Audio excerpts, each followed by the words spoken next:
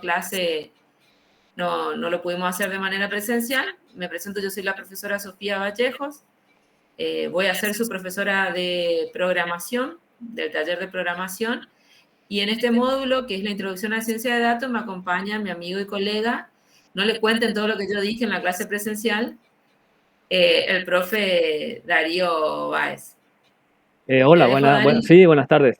Tengo recién el gusto de poder encontrarme con ustedes de esta manera virtual porque no estuvimos en esa clase que se suspendió por el motivo de la lluvia y de la tormenta, pero a partir de ahora nos vamos a ver durante todo el año en los 2 cuatrimestres en la asignatura de base de datos, o sea que prepárense para un jueves o un viernes hot, porque generalmente suelen ser o los jueves o los viernes, depende de cómo está el cronograma, pero arrancan conmigo a las 2:30 y si pensaban que eso era suficiente, después siguen programación con la profesora Sofía, o sea que el que sobreviva, sobrevive a ambas clases.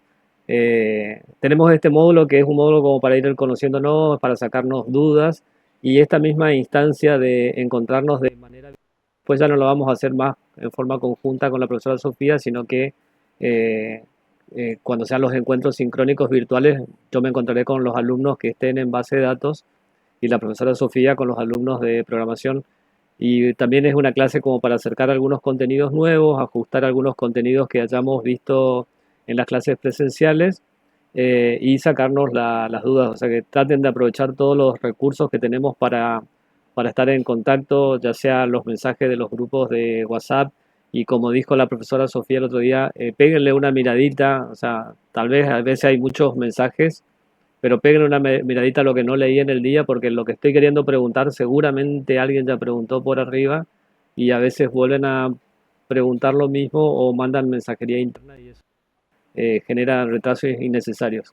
Hay una situación que se dio este inicio de clases con el tema de la entrega de actividades. Las entregas de actividades tienen fechas de presentación, que por lo general no pasa lo que pasó ahora, que se dio una prórroga y se vuelve a dar una prórroga porque hay alumnos que ingresaron tarde y no estuvieron en cuestión de tiempo y forma para entregar. En el momento del cursado, eso no va a ocurrir, o sea, los profesores tenemos planificados las actividades y las fechas de entrega y estar fuera de ese plazo significa como un incumplimiento, es como que yo estoy en una clase presencial y no llevé el trabajo práctico que se pidió, bueno, tengo marcado en el cuaderno un incumplimiento por no realizar la tarea.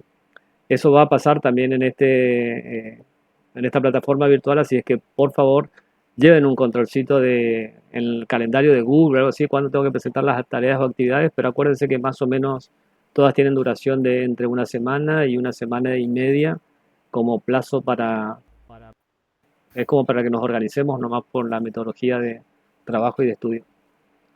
¿Sí, profe? Sí, yo entiendo que por ahí, esta parte van a ser todos avisos parroquiales, no vamos todavía a trabajar puntualmente en lo que nosotros pretendemos dar con el profe Darío en este módulo. Tengan presente que yo entiendo que hay personas que por primera vez están estudiando en nivel superior y que va a haber cosas que desconocen. No hay inconveniente en que nos consulten en el grupo o por privado si hay algunas cuestiones que le dan vergüenza, pero usemos en algunos temas el sentido común. Como le había escrito ahí en el grupo, hay horarios académicos. Nosotros también tenemos una vida con el profe Darío que, como le había dicho en ese momento, nosotros con el profe Darío, además de ejercer la docencia, tenemos nuestra parte privada también, entonces ya van a ver el por qué es importante la concentración y cuando uno está programando, nosotros tenemos un emprendimiento de desarrollo de software y a la vez también trabajamos, tenemos, o sea, en realidad programar es un trabajo, pero como a nosotros nos gusta, es como, en nuestro caso, un cable a tierra, es como una distracción.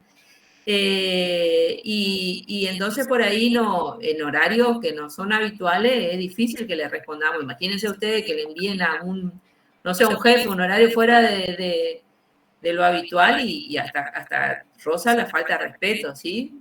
Tengan presente que si yo recibo un mensaje a las 2 de la mañana y está sonando mi celular, no sé qué puede llegar a pesar mi señor esposo porque recibo mensaje en ese horario, ¿sí?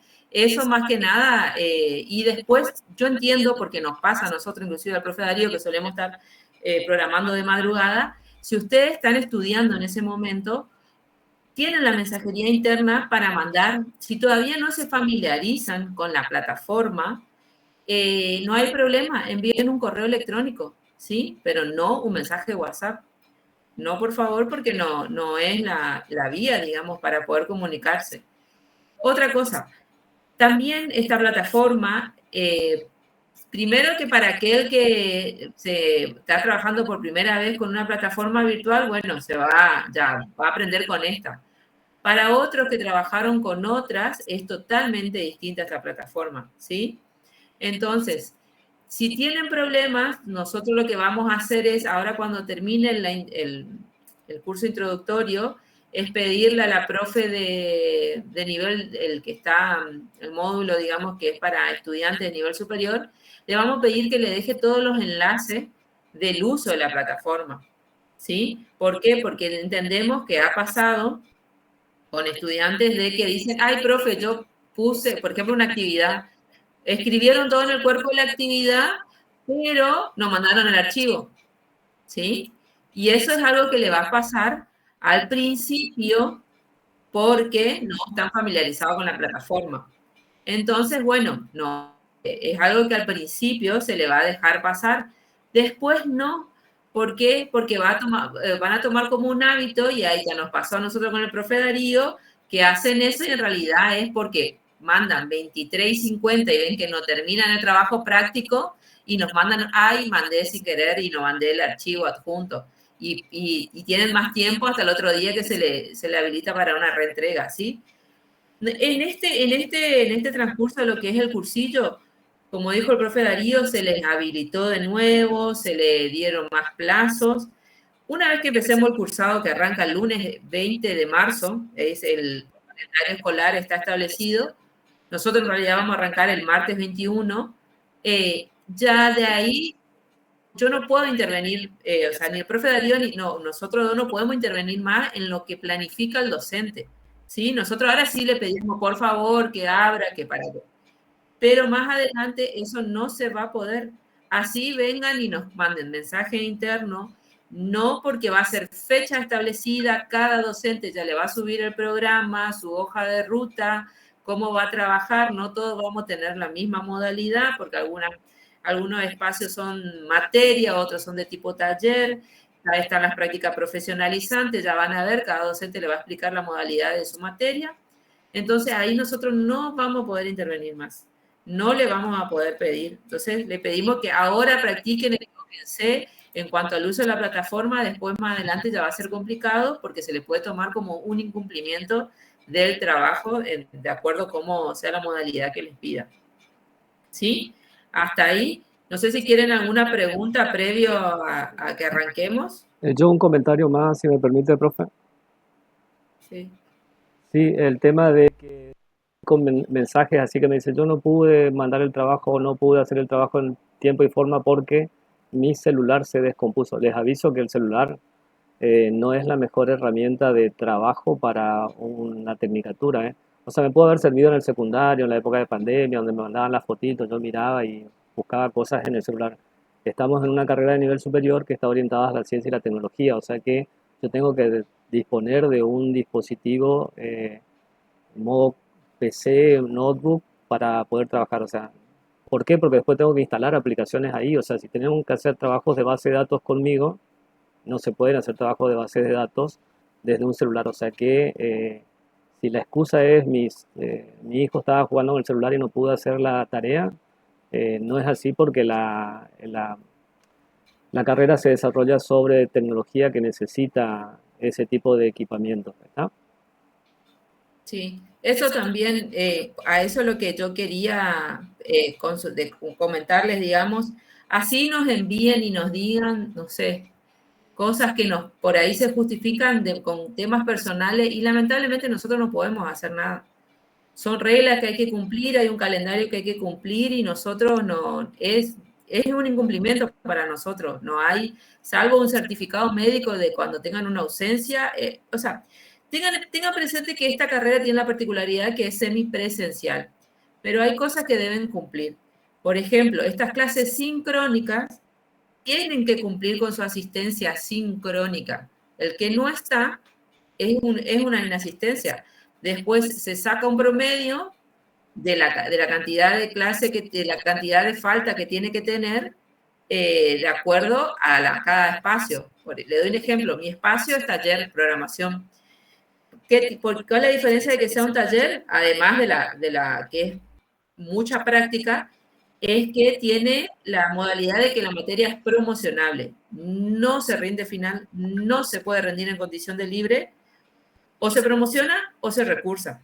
Es una de la modalidad. Entonces, ¿y cómo se promociona? Además de que el promedio le dé 6 o más, también es la asistencia.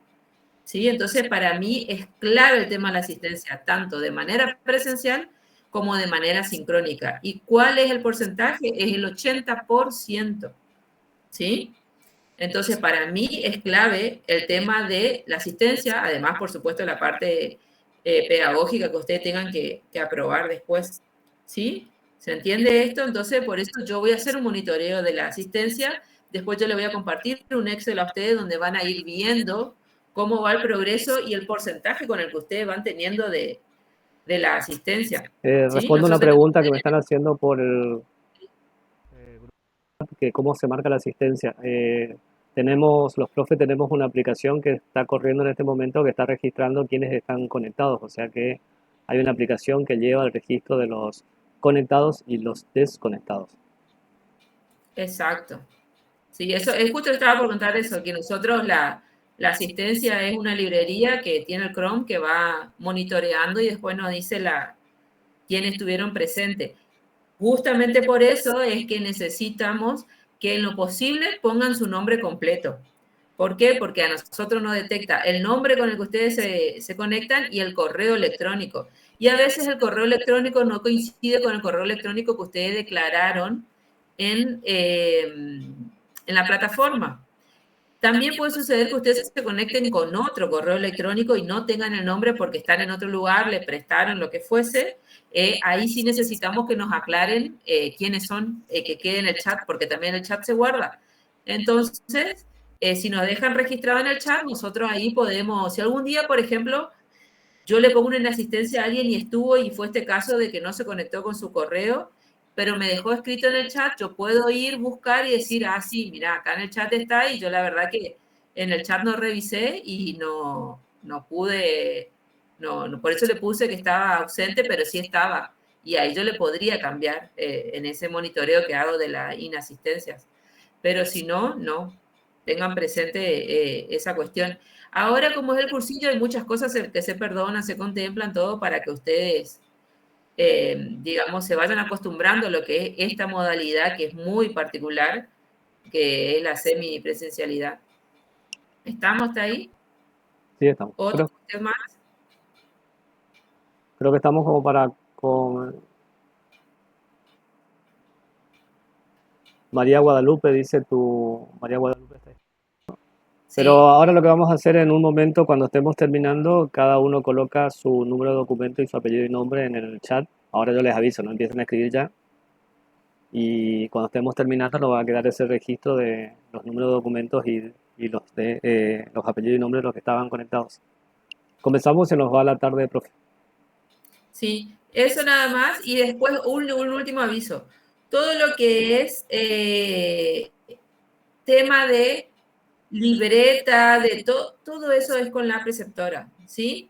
Todo es con Sonia. Por favor, es con ella. Nosotros no desconocemos bien cuáles son los pasos administrativos con el profe Darío. Nosotros estamos en la parte académica. Y lo otro también es que me preguntaron por el programa, ¿cómo no me acuerdo? El programa que es para estudiantes de Nación. Dari, ¿te acordás? No. Bueno, ese programa también, ¿cómo se hace? También tiene que preguntarle a Sonia, que Sonia le va a contactar a la preceptora con el área de CIPE, que es lo que le ayuda a progresar, ahí está, que es el que le ayuda a todo lo que es esta parte estudiantil para que ustedes puedan tener esa beca. ¿Sí? Eso nosotros con el profe Darío no desconocemos cuáles son los trámites para poder realizar la solicitud y que tengan la beca. ¿Estamos hasta ahí? ¿Arrancamos entonces? Comenzamos. Bien. Yo desde este momento los dejo de ver, pero sí lo va a ver el profe Darío.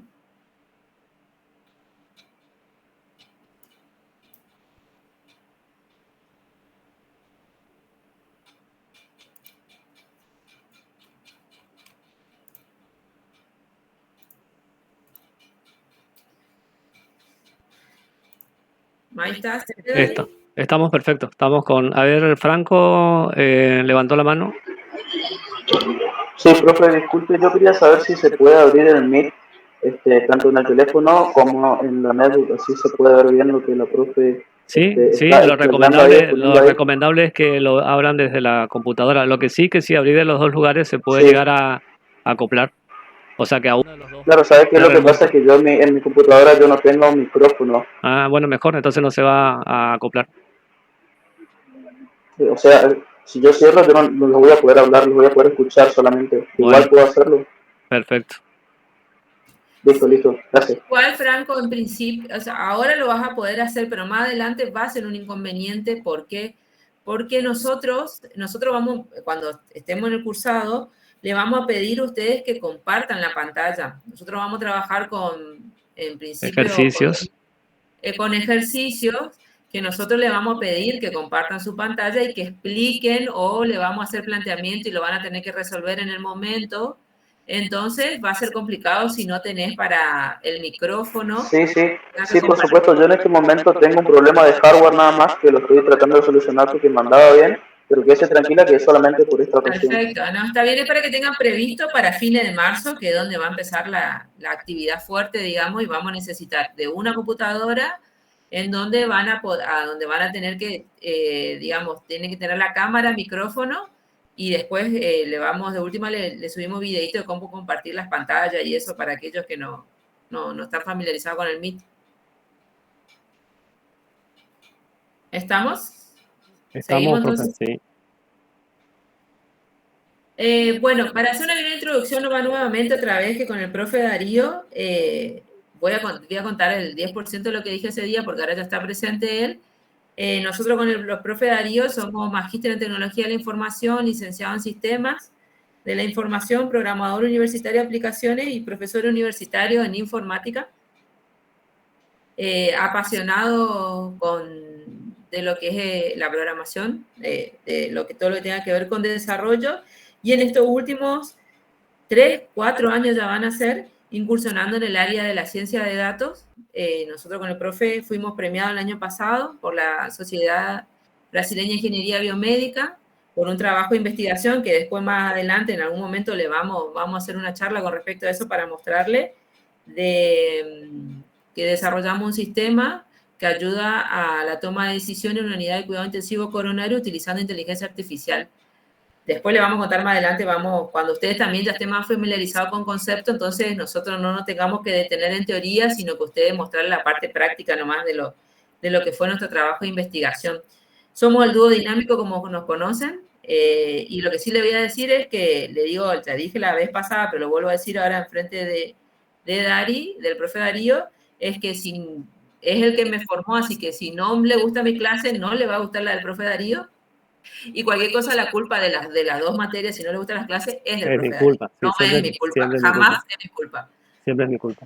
Siempre la culpa del profe Darío está. Así que, bueno, cualquier cosa también como generalmente estamos juntos nosotros, por ahí entre los pases de un espacio y otro, y como está muy relacionada la materia base de datos y programación, por ahí hay momentos que nos quedamos los dos juntos compartiendo determinadas cosas, pero esto va a suceder un poco más adelante. ¿Está? Y con el profe Darío coordinamos la carrera. Todo lo que es, reitero, parte académica. Toda administración nosotros no sabemos. Por eso le pedimos siempre que recurran a la preceptora.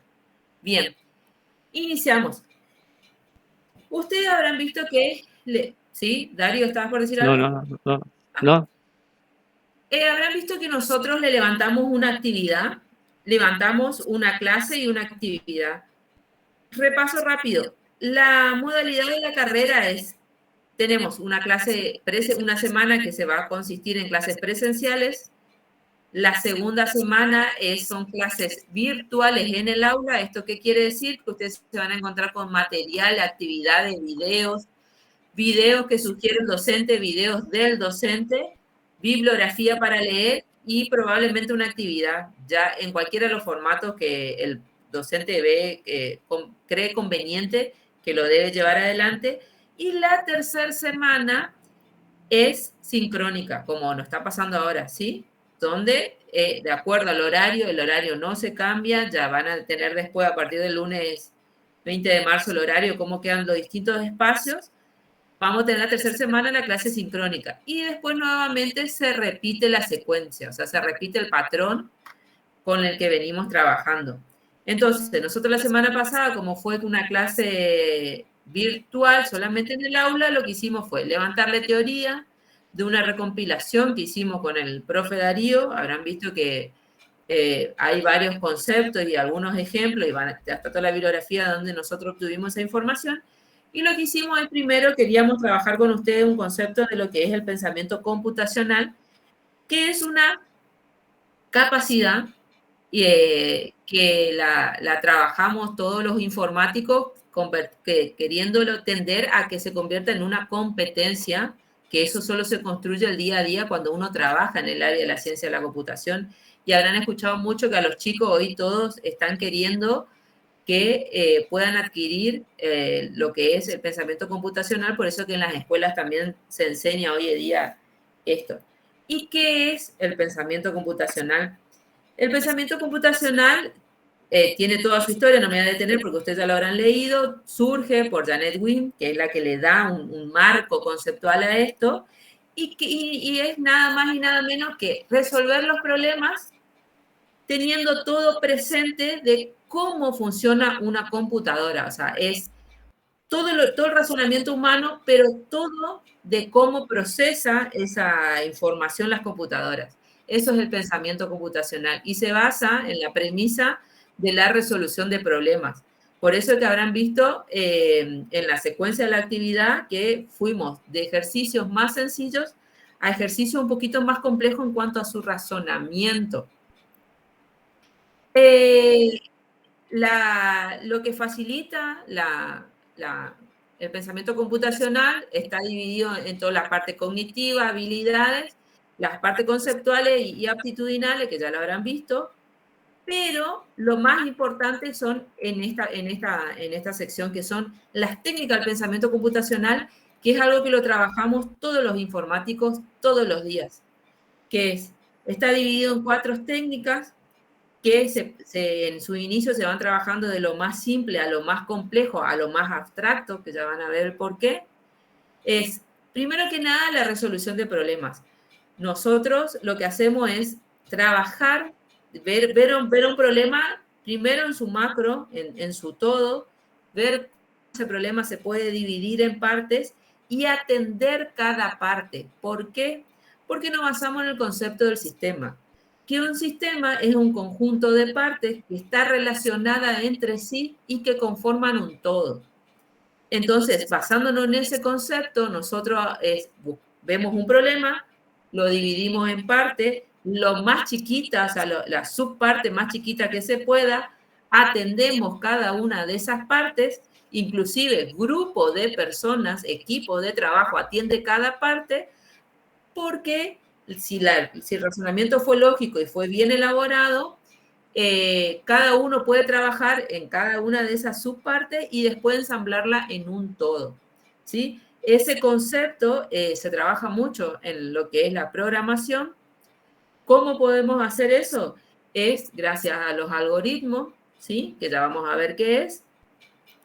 Otra cosa que trabajamos es la identificación de los patrones, ¿sí? De esto que yo le decía, por eso que repetía que el patrón se repite de la forma de dar clase, es porque se mantiene en el tiempo una secuencia que no se altera y, digamos, por ejemplo, esta secuencia sería de 3 pasos, digamos, una semana una cosa, la segunda semana otra cosa, la tercera, y en el cuarto lugar se repite el patrón de lo de la primera semana, se repite lo mismo, y lo último y lo más complejo es el concepto de abstracción.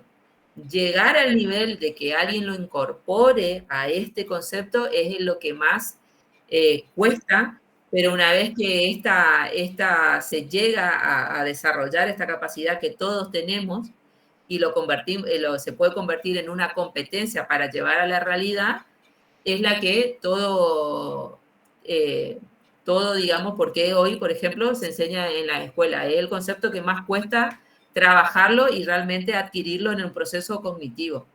¿Estamos hasta ahí? ¿Profe Darío quiere agregar algo? No, está perfecto. Bien.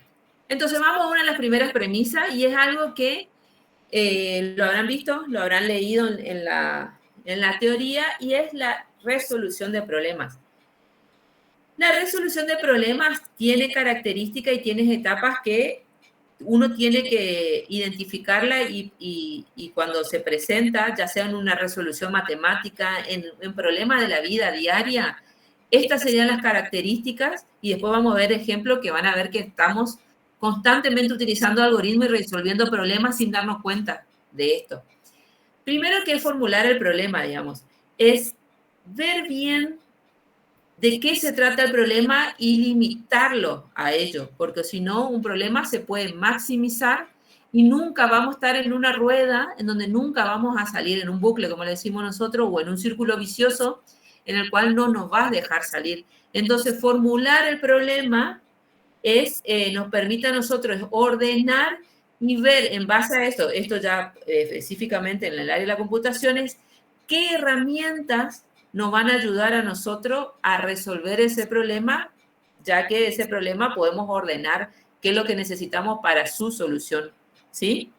Después, una vez que nosotros identificamos, limitamos a nuestro problema, lo formulamos bien con todos los datos, de decir, bueno, yo para resolver este problema yo necesito mínimamente estos datos, ¿sí? Para poder trabajar. Entonces, de ahí que hacemos organizar esos datos que nosotros detectamos en un principio que nos van a ser útiles. Una vez que nosotros organizamos esos datos y le damos un valor agregado, es que lo vamos a convertir en información. ¿No? Que ahora más adelante vamos a trabajar bien sobre dato, información y conocimiento. Pero ese ordenar lógicamente, ¿qué quiere decir ordenar lógicamente? Es que va a respetar una secuencia de acuerdo a una necesidad.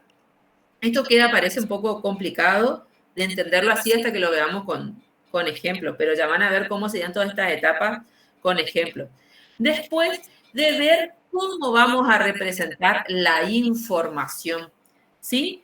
Esto quiere decir va a ver si nosotros estos datos que ya detectamos, que lo ordenamos, que tiene una secuencia lógica, de ver cómo vamos a representar. Vamos a ver si estos datos que nosotros vamos a utilizar, se va a utilizar, por ejemplo, con un algoritmo, y si ese algoritmo a la vez utiliza un modelo, hay una herramienta que nos permite utilizar ese algoritmo, podemos usar además visibilizar esos datos, visualización de datos. Entonces, ahí ya es ver cómo nosotros vamos esos datos que fueron ordenados lógicamente, cómo se pueden representar. ¿Sí? ¿Hay una pregunta? Sí, Aníbal levantó la mano. Sí, Sofía, ¿sería el valor agregado eso, lo que dijiste recién? Claro, no, nosotros una vez que le damos el valor agregado, por ejemplo, no me quería adelantar, pero vamos a hacer un ejemplo práctico porque después vamos a centrarnos solo en datos y información. Perfecto. Nosotros, por ejemplo, para esta parte, si yo le digo, por ejemplo, le digo Tucumán 1164, ¿qué dicen ustedes? Una dirección. ¿Qué sería? Puede ser una dirección, bien, sí. ¿Qué es Tucumán? Una calle. Para tu caso sería una calle. Puede ser una calle o una provincia. Puede ser una calle, una provincia, exacto, ahí está. Perfecto. Entonces, es dependiendo, ese valor agregado que le damos a nosotros, si para vos te identificaste que es una dirección, ahí podemos decir, bueno, va teniendo un orden, porque no es lo mismo decir 1164 Tucumán que Tucumán 1164, ¿sí? La dirección debería ser Tucumán 1164. Entonces ahí ya le estamos dando valor agregado. Bueno, estamos hablando, es una dirección, tiene que tener un orden Y si a la vez esa dirección tiene un significado para vos, ahí está el otro valor agregado. Y eso se convierte en información. Para mí, por ejemplo, en su momento era información porque era la dirección de mi trabajo, el anterior. Entonces, para mí tenía relevancia, para vos, Aníbal, no, pero sí detectaste que era una información, que era una dirección, por ejemplo. ¿Sí? Entonces, esos valores agregados que le van agregando es lo que lo hace convertirse en información, y si no, queda como dato. Es un dato, una dirección, y quedó ahí. No es información porque no te sirve a vos. No le das un valor agregado, no te es significativo. Entonces quedó como un dato. Sí, ahí veo otro, escucha, en realidad no veo, escucho. Aníbal levantó la mano. Otro El otro Aníbal. Sí, el otro Aníbal levantó la mano. Sí, podría ser como una contraseña también, ¿no, profe?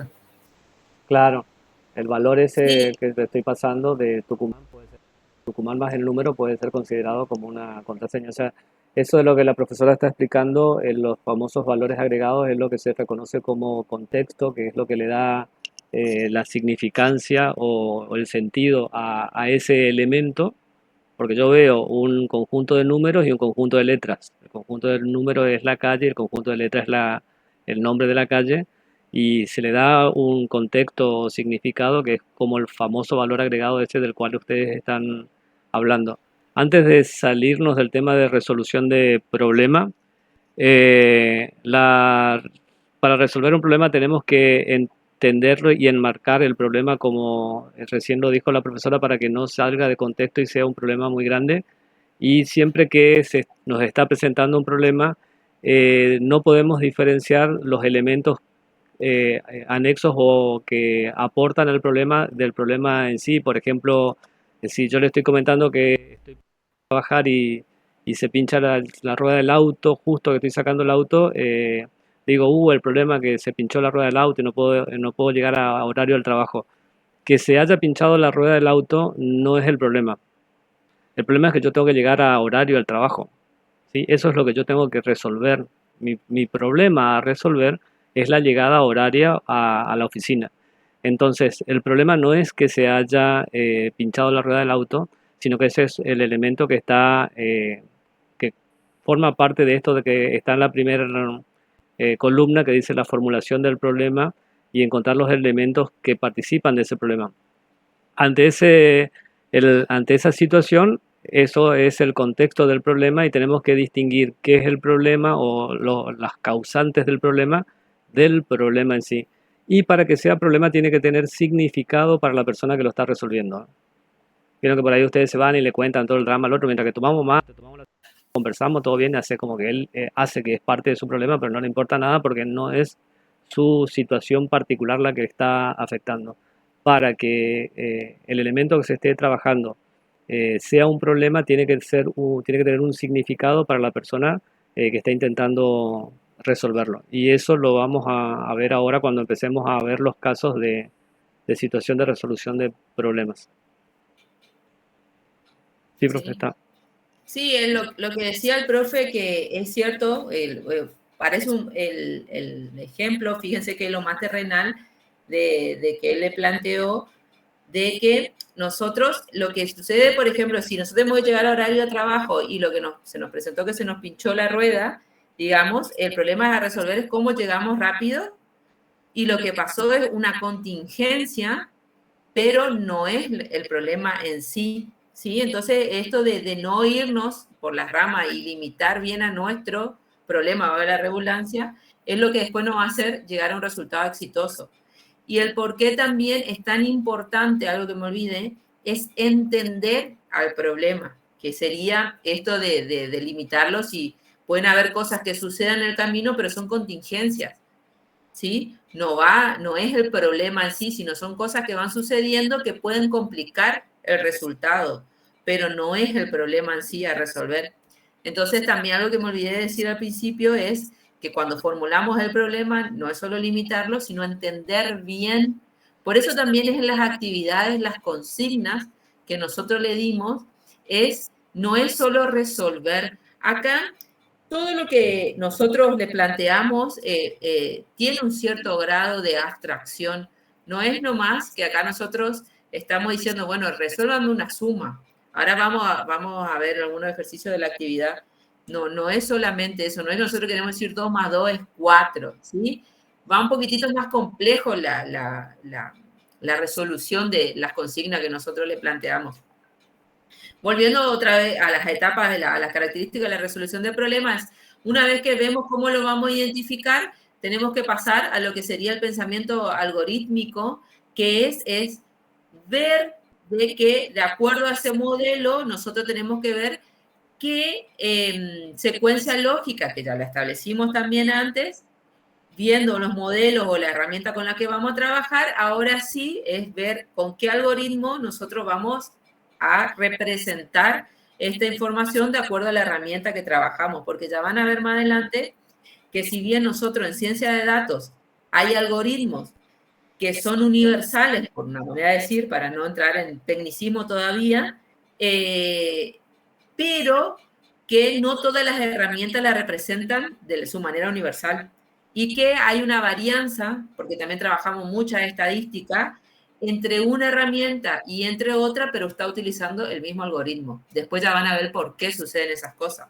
Entonces, el pensamiento algorítmico también es clave, porque una vez que ustedes, digamos, pasan por toda esta etapa, deciden qué algoritmo van a trabajar, tienen que tener los sustentos del porqué de ese tipo de algoritmo y ese sustento de ese pensamiento algorítmico. Esto ya estoy trasladando a ciencia de datos. Acá ustedes están viendo solo ejemplo del concepto de algoritmo, que es secuencia de paso, ordenado y finito. Eso es lo que están viendo en las actividades, pero yo me estoy yendo un poquitito más allá de lo que es ciencia de datos, que es decidir qué algoritmo utilizar. Ya lleva toda una serie de experticia que tenemos que tener nosotros para decidir cuál es el correcto, ¿sí? Y después generalizar y transferir ya es ya una vez que nosotros ya identificamos el algoritmo, ya vemos que es exitoso, que nos lleva al resultado, es bueno, ¿cómo lo mostramos? ¿Sí? ¿Cómo lo llevamos de manera terrenal a que todo el mundo entienda lo que nosotros queremos resolver? Que cómo nosotros llegamos al resultado, ¿sí? Esa sería la parte ya en donde ya descubrimos que resuelve el problema. Bueno, ahora es cómo mostramos la solución de ese problema. ¿Estamos hasta ahí? Esto sería la división de los pasos. Ustedes, el que nosotros les mostramos es algo más cortito y más sencillito porque está adaptado a lo que ustedes, a las actividades que están haciendo. Esto ya es lo que nosotros, los cientistas de datos, diariamente hacen y que lo tienen incorporado a estos pasos. ¿Estamos hasta ahí, Dari? Sí, seguimos. Bien. Ahora lo que vamos a trabajar es el concepto de abstracción y generalización, ¿sí? Es el concepto de abstraer. Fíjense que ahí van a ver, para mí esta representación gráfica es de la más genial que vi en cuanto para identificar los dos conceptos. ¿Qué pasa? Por ejemplo, nosotros, por ejemplo, el caso del profe Darío y yo sería el caso también porque cuando estamos trabajando sobre un problema a resolver, los dos venimos naturalmente incorporado con una lógica para resolver las cosas. Ustedes también van a venir con una lógica porque algunos tienen capacidades para la ciencia exacta, otros van a venir de las ciencias blandas, las ciencias sociales, pero que todo van a sumar al propósito de resolver el problema y después van a ir adquiriendo habilidades del pensamiento computacional. Por ejemplo, este caso, ¿qué pasa? Está el caso de un gato y fíjense que de un lado se aparece una abuelita y ella, ¿qué es lo que primero se le ocurre? Lo primero que se le viene a la cabeza es tipo abrazarlo, darlo de comer, contenerlo y todo.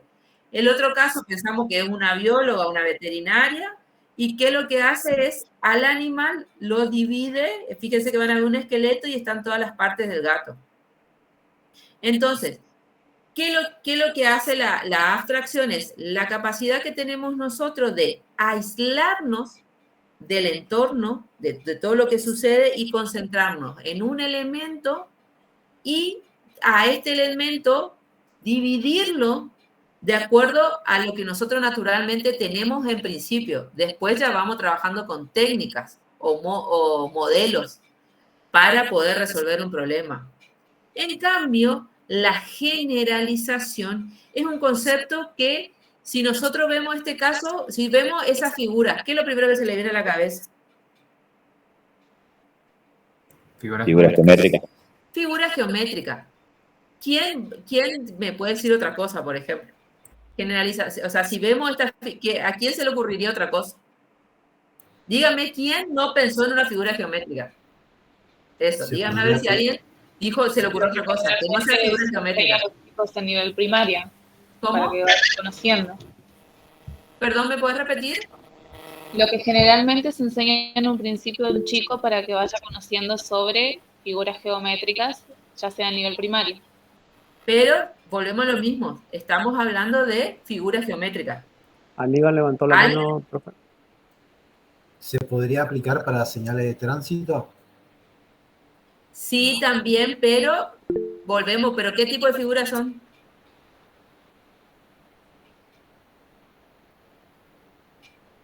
Después podemos ver la aplicabilidad que se le da.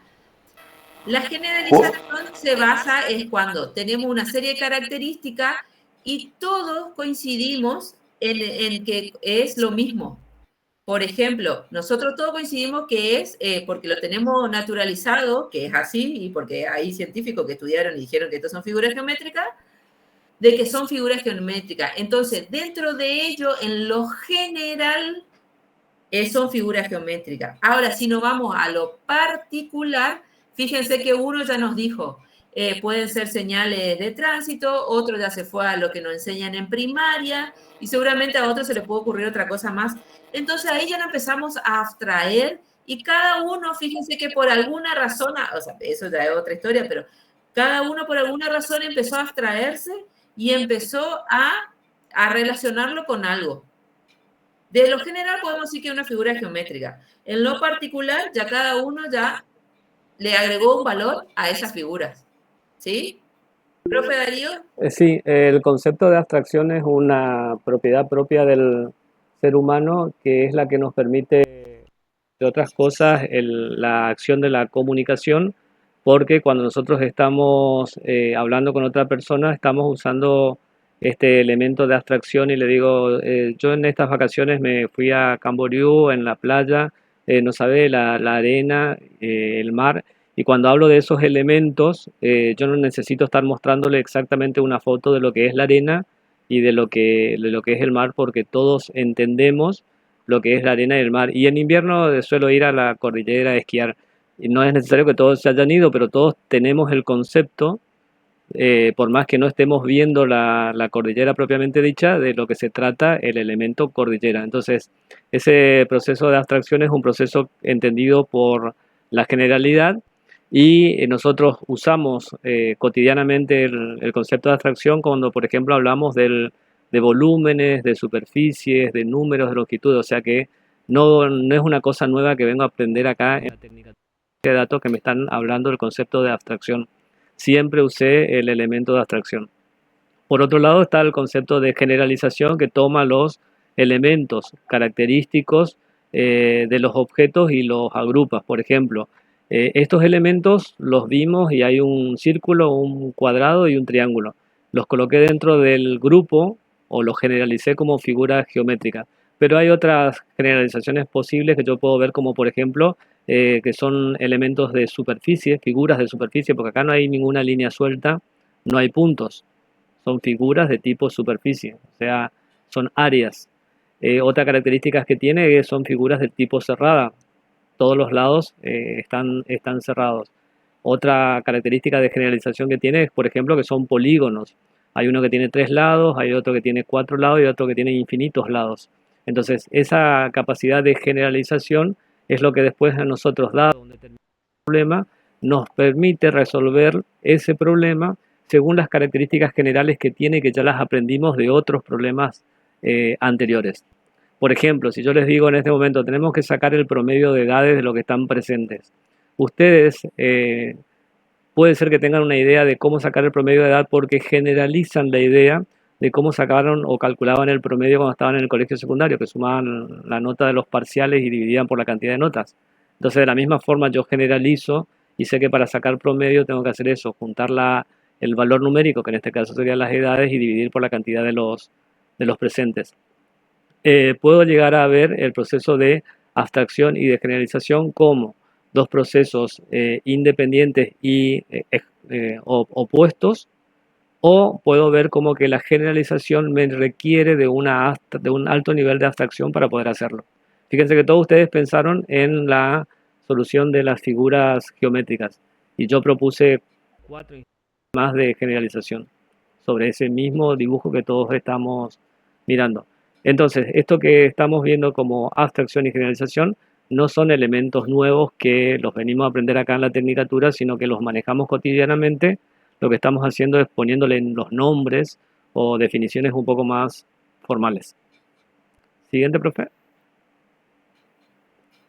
Bien, cuando nosotros estamos haciendo el proceso de abstracción, tomamos los elementos fundamentales y descartamos los que no son importantes. Por ejemplo, si trabajamos con el objeto pájaro y yo les pregunto qué cosas tiene un pájaro, nadie me va a decir, profe, el pájaro es un colibrí, el pájaro es una paloma o el pájaro es un cóndor. No, nadie preguntó qué tipo de pájaro es y todos me van a decir las características o elementos generales de ese objeto ave y me va a decir que tiene pico, que tiene ala, que todos tienen plumas y que todos tienen patas. Pero nadie se quedó con cosas abstractas como qué color es el ala, qué tipo de patas tiene, qué forma tiene su pico. O sea, esos son elementos anexos que son descartados de la abstracción para poder hacer este proceso de generalización, que cuando yo vea un elemento que tenga pico, ala, pluma, pata, puedo decir esto se trata de un elemento tipo ave.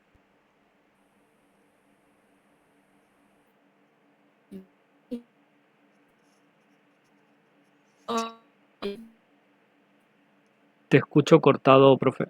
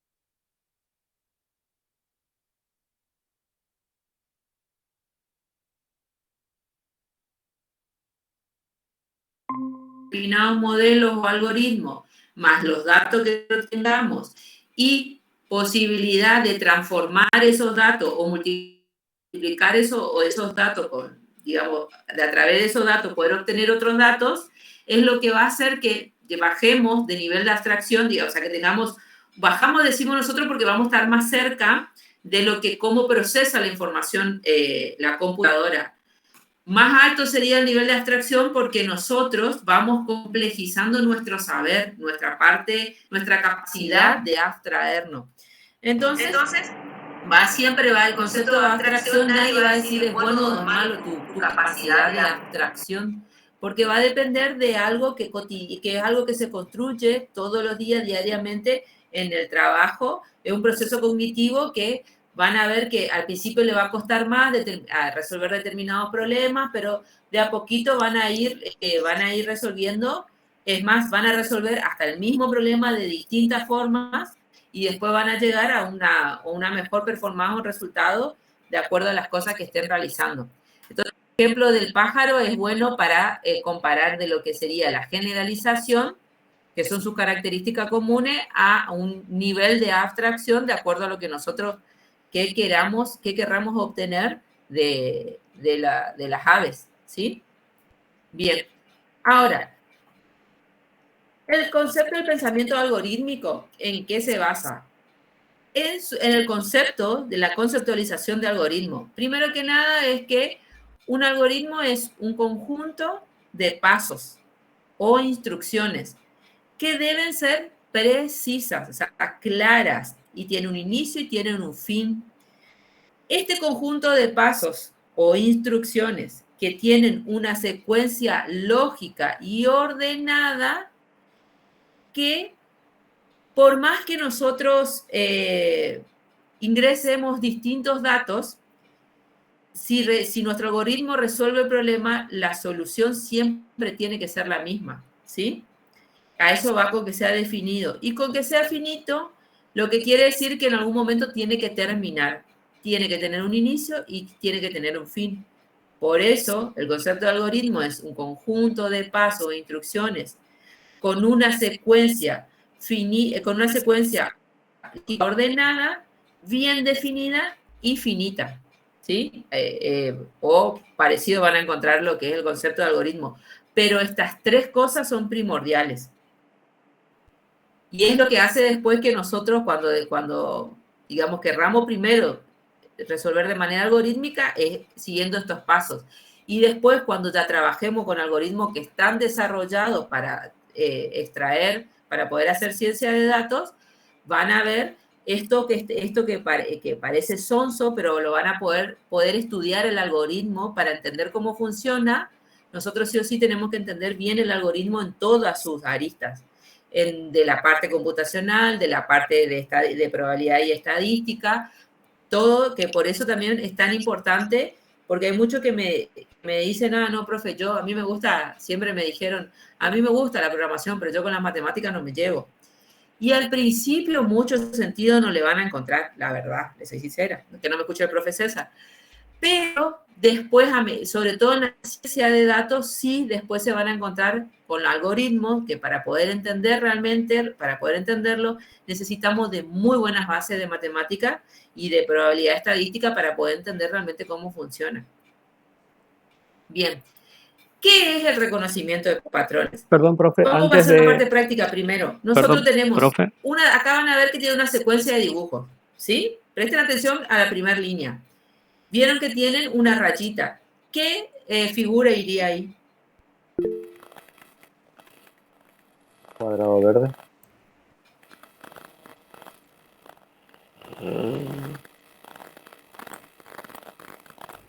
Sí, va cuadrado verde. ¿Alguien nada más? ¿Cuadrado verde seguro? Sí. No digo que esté mal, es mi manera nomás. Yo cuando le repregunto no significa, puede ser o no que esté mal. Sí, está bien. Yo quiero ver si empezamos a trabajar en equipo, decimos, está el equipo que piensa de una manera y está el equipo que piensa de otra. Y eso también hace la ciencia de datos, enriquece, digamos. Sí, creo que está bien lo que dijo el chico. Entonces, ¿y por qué sería un cuadrado verde? Por la secuencia anterior, digamos. ¿Y cuál sería la secuencia? Cuadrado, triángulo, redondo. Cuadrado verde, triángulo rojo, redondo azul. ¿Y cuántas veces se repite? 1, 2, 3. 4 veces. 4 veces. Exacto, ahí está. Lo que me acaban de decir ustedes es, reconocieron un patrón, que el patrón es cuadrado, triángulo rojo, círculo azul, y ese patrón en esta secuencia se repite 4 veces. ¿Está? Ahí descubrieron cuál es el patrón. En el segundo. El segundo. Triángulo rojo y punto azul. O sea, serían 2 elementos distintos. Exacto. Según la secuencia, sí. En el primero, entonces, iría... Triángulo rojo. Ajá. ¿Y en el segundo? Círculo azul. Círculo azul. Perfecto. Acá también, fíjense cómo a veces, digamos, se van a encontrar con patrones que para poder completar la secuencia, puede ser que sea una secuencia más larga o una secuencia más corta. Pero lo que tienen que hacer siempre es cuáles son los que se repite y también algo muy importante, cuántas veces se repite. En este caso, ¿cuántas veces se repite? 1, 2, 3, 4. Bueno, también es parecido al otro, pero ¿qué hicimos acá? Le agregamos un nivel de complejidad, le sacamos otra figura, en vez de que sacar una figura, sacamos dos y a la vez que esas dos figuras son distintas. Son diferentes. Sí. Exacto, puede pasar. ¿Y en la tercera? Cuadrado verde. ¿Seguro? Sí, porque después de cada triángulo y cada círculo va un cuadrado. Exacto. ¿Estamos hasta ahí? Entonces, ¿qué es lo que yo quería llegar a esto? Es para que identifiquen cuáles son las partes de un reconocimiento de patrón. Primero que nada es reconocer al objeto, ¿sí? ¿Cuál es el objeto al cual nosotros queremos identificar? En este caso eran las figuras. El primero era el cuadrado verde. Ahora, ¿cuál es el patrón? Es el conjunto de objetos que se repite, digamos, siguiendo una regla o un orden lógico. ¿Se acuerdan que acá que teníamos? Teníamos cuadrado verde, triángulo rojo, círculo azul, ¿sí? Y eso, ahí nosotros identificamos que el objeto, ¿cuál era el objeto? ¿Qué? Y cómo este patrón se repite de una ordenada. Porque no es lo mismo si yo empiezo a cambiar a las figuras del lugar.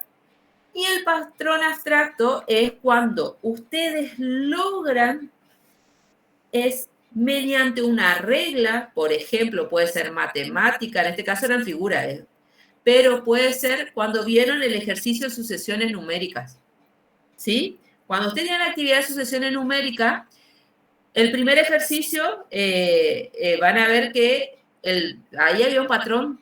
El primero, ¿cuál era el patrón de la sucesión numérica? ¿Se acuerdan? Cuadrado verde. No, perdón. Yo voy al de la actividad de la clase. El punto de la sucesión numérica. El primer punto. El primero era el 3. ¿Era qué así era? ¿1 más 3 era? Así era. 4 venía, después estaba el 4, después aparecía el 7. 7, sí. Era 1 más 3, sí. Exacto, entonces era 1 más 3, 4. 4 más 3, 7. 7 más 3 creo que era 10. Entonces, sí. El 3, digamos, ese 3 que van sumando en la sucesión numérica es un patrón que ¿qué hace? Suma el número. ¿Y alguien lo presentó como una fórmula eso? ¿En las actividades o solo dijo que el 3 era el que faltaba ahí? Aparte hicimos... El ejercicio dice solamente que diga cuál es el elemento que falta. Claro, pero claro, está bien, profe Dari. Nosotros la consigna está eso, pero alguien pudo haber ido un poquitito más allá y habernos planteado eso mediante una fórmula, ¿sí? Que eso sería un conjunto de reglas. Eso es un patrón abstracto. ¿Por qué? Porque no solo que ustedes identificaron, digamos, cuál era el número, ese número que había que sumar para repetir, sino que además fueron más allá diciendo que presentaron una fórmula, un conjunto de reglas. Puede ser X más 3. X más 3. Ahí está. Entonces, ese conjunto de reglas es un patrón abstracto. ¿Qué quiere decir? Que después a lo mejor ese conjunto de reglas a mí me puede servir además para resolver dentro del macro problema otro subproblemita. Y yo ya lo tengo desarrollado en algún lugar y ya lo pensé, ya lo ideé, el algoritmo ya está, funciona, listo, entonces lo traigo y lo vuelvo a usar. Eso es un patrón abstracto. Cuando ya van un poquitito más, digamos, cuando ya detectaron un conjunto de reglas para resolver algo. No quedan solamente en algo que es sencillo a los ojos, sino ya van en una construcción, ¿sí? Hasta ahí. Y la hora. Profe, Dari, ¿quiere agregar algo a las sucesiones numéricas? Y cerramos acá. Aprovecho y digo que en este ejercicio se presentaron 3 sucesiones. La primera era la más sencilla y la del medio era como una solución intermedia y la última era un poco más compleja de resolver.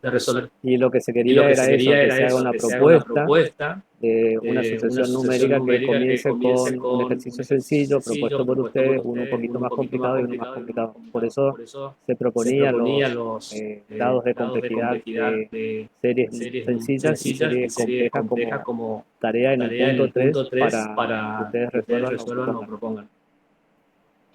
Como por ejemplo es acá, en el caso que le damos el ejemplo, ahí están las reglas, ¿sí? Que eso es la idea de cuando le pedíamos en ese ejercicio algo más complejo. Pero era, a ver, nosotros en el cientista de datos, la solución no la van a encontrar en internet. Volvemos al caso que teníamos con el profe Darío nosotros de cuando nos hicieron trabajar con los datos de un instituto de cardiología. A nosotros nosotros dijeron estos son los datos y los problemas que tenemos son todos estos. Fíjense ustedes, y porque como era un trabajo de investigación, nos decían, bueno, fíjense ustedes que de todas estas cosas pueden resolver. Y estos son los datos. Es todo lo que nos dijeron al principio, ¿sí? Entonces, después fue nosotros de ir viendo y de ir, digamos, estudiando qué es lo que pasaba con esos datos en todo su contexto. Y es lo que nosotros le decimos, va a haber cosas que en su inicio no damos tanto detalles, porque nosotros no queremos cortarle ni la imaginación, ni la creatividad, ni nada salvo que esté muy desorientado a lo que sería hacia dónde estamos tendiendo nosotros, algo muy descabellado que nos presenten. Pero en principio, esto parece muy amplio, pero nuestro sentido justamente era eso, que ustedes sean autónomos y descubran, esto está todo en el material. Ahora capaz que con esto que lo charlamos le dan otro tinte a ustedes a la lectura. Pero al ser una carrera semipresencial, la idea es que sean autónomos y vayan construyendo ustedes su capacidad. Ahí escuché el tinín del chat. Sí, avanzamos porque ya le avisé a la profe que le pedía 15 minutos más. Bien, bueno, acá venía una serie de actividades.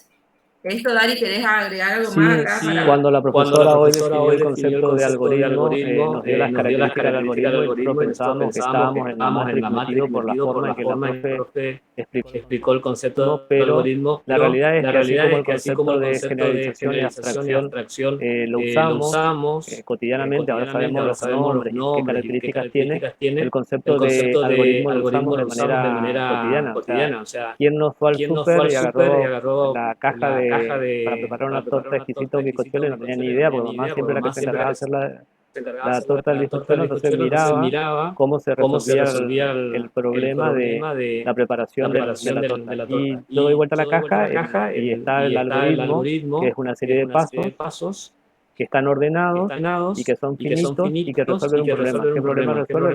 La preparación del bizcochuelo. Acá está resuelto en 3 pasos, pero por lo general cuando yo agarro la caja del bizcochuelo, yo le doy mi propia impronta, o sea, ahí le pongo algunas cosas más. En un lugar dice que el bizcochuelo de naranja le puedo llegar a dar un poco de cáscara de naranja. Pero siempre que tenemos un algoritmo tenemos una especificación de pasos. Esos pasos son no son ambiguos, y si llegan a ser ambiguos, lo más seguro es que no me salga bien la receta. Y generalmente nosotros nos encontramos con este proceso de transferencia de algoritmos cuando nos encontramos con otra persona y queremos darle indicaciones de cómo hacer una tarea o una actividad. Por ejemplo, estamos con nuestro hijo, nuestro sobrino y tiene que cepillarse los dientes y le indicamos cuáles son los pasos o cómo se realiza el proceso de cepillado de los dientes.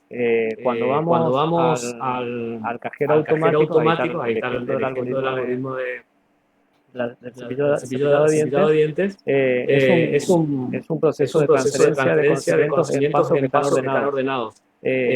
Nadie comienza ese proceso con agarrar el cepillo y meterlo en la boca sin antes haberle puesto la pasta. Entonces hay pasos que tienen que estar dados en un orden estricto y hay otros pasos que pueden llegar a intercambiarse o a modificarse. El ejercicio que teníamos para hoy planeado es cuál es el algoritmo para poder sacar dinero del cajero automático, porque nosotros que estamos bancarizados sabemos, pero por ahí nos encontramos con alguien que entra en el sistema y no sabe cuáles son los pasos para poder sacar dinero del del cajero automático. ¿Quién se anima a decir con una serie de pasos finitos y en orden cuál sería el algoritmo? Sería insertar la tarjeta. Primer paso, insertar la tarjeta. Segundo paso, ver si hay fondos. Ingresar la clave. Elijo la clave. Perdón, la clave. Ver si tiene fondo, retirarlo y extraer la tarjeta. Bien, ese es un algoritmo genérico, pero seguramente alguien debe tener con un poquito de pasos más detallados. Primero debería pedir la tarjeta, ¿no? Sí, Porque es lo mismo que si voy a hacer tiene la torta del impulso, la torta exquisita, yo tengo que tener suponemos que tenemos los elementos. Hola. Sí, te escucho, Santiago. ¿Cómo le va? Bueno, desde mi punto de vista sería así los pasos. Primer paso, ir al cajero automático. Segundo paso, introducir la tarjeta. Tercer paso sería colocar las claves. Cuarto paso y el más importante, ¿qué operación va a realizar la persona? Habiendo ya elegido la operación que se va a realizar, apretar dicho botón o la pantalla, colocar el monto que se quiere extraer, si es que hay fondos, como dijo la compañera. Una vez ya hecho eso, hay que colocar, sería otro paso, no sé qué paso sería otro paso que era colocar la clave para confirmar dicha acción de dinero. Y bueno, el último paso sería tomar el dinero. Bien, lo que vimos es que para realizar una determinada tarea resuelta por medio de un algoritmo hay distintas soluciones. Algunas son más cortas, otras son más largas, algunas son más variadas y otras son más precisas. Lo mismo ocurre en la vida cotidiana cuando estos algoritmos después son traducidos a un lenguaje de programación y son introducidos a una computadora, y ustedes habrán visto que la gente tiene preferencia para un procesador de texto o para una aplicación usar una y no usar la otra. Se debe a que uno tiene fallas, que no tiene todos los elementos que necesito, que no es preciso. Y eso es porque el programador no contempló todas las instancias o posibles pasos. Lo mismo pasó recién acá cuando vimos el ABC para sacar el dinero del cajero. Tuvieron distintas alternativas y algunas de esas alternativas tenían faltantes o fallas. O sea que esto que nos pasa en la cotidianidad, traducido a la vida del desarrollador y la creación de algoritmos, también nos va a pasar que ante una misma propuesta pueden haber varias soluciones y algunas van a funcionar mejor y otras no van a funcionar tan mejor. Siguiente, profe. Sí, y con esto, bueno, acá ya esto vamos a dejar nomás para el próximo. Y siempre tener en cuenta las 4 técnicas que utiliza el pensamiento computacional, que es la de composición de problemas, la abstracción, el pensamiento algorítmico y el reconocimiento de patrones, ¿sí?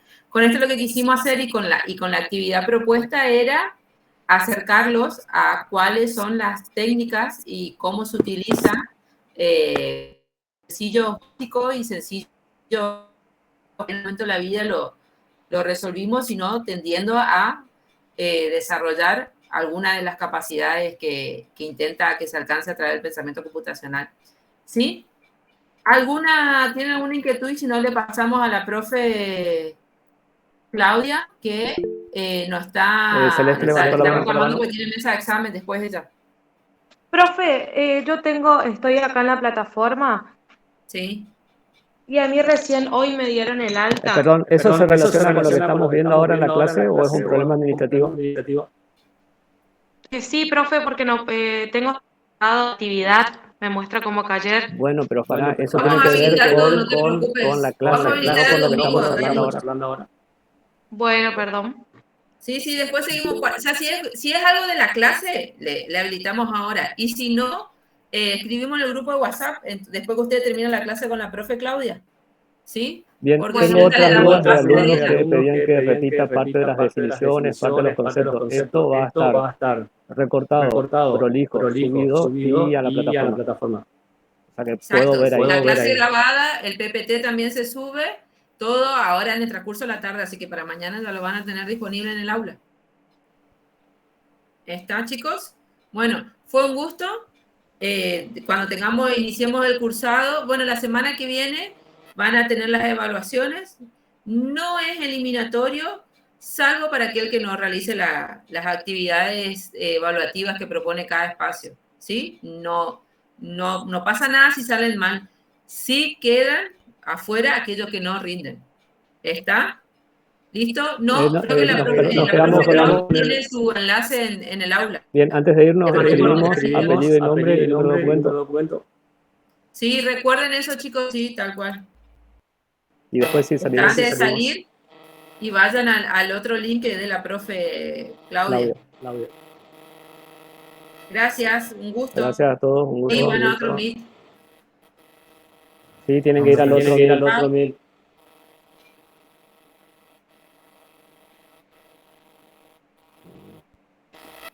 ¿Salimos acá entonces? Sí, salgan y miren, busquen el link de la profe. Gracias, hasta luego, hasta la próxima. Hasta la próxima. Gracias, hasta luego. Hasta luego. Chao, hasta luego. Paro la grabación, profe. Sí, por favor. Hasta luego, que tengan buena tarde. Hasta luego.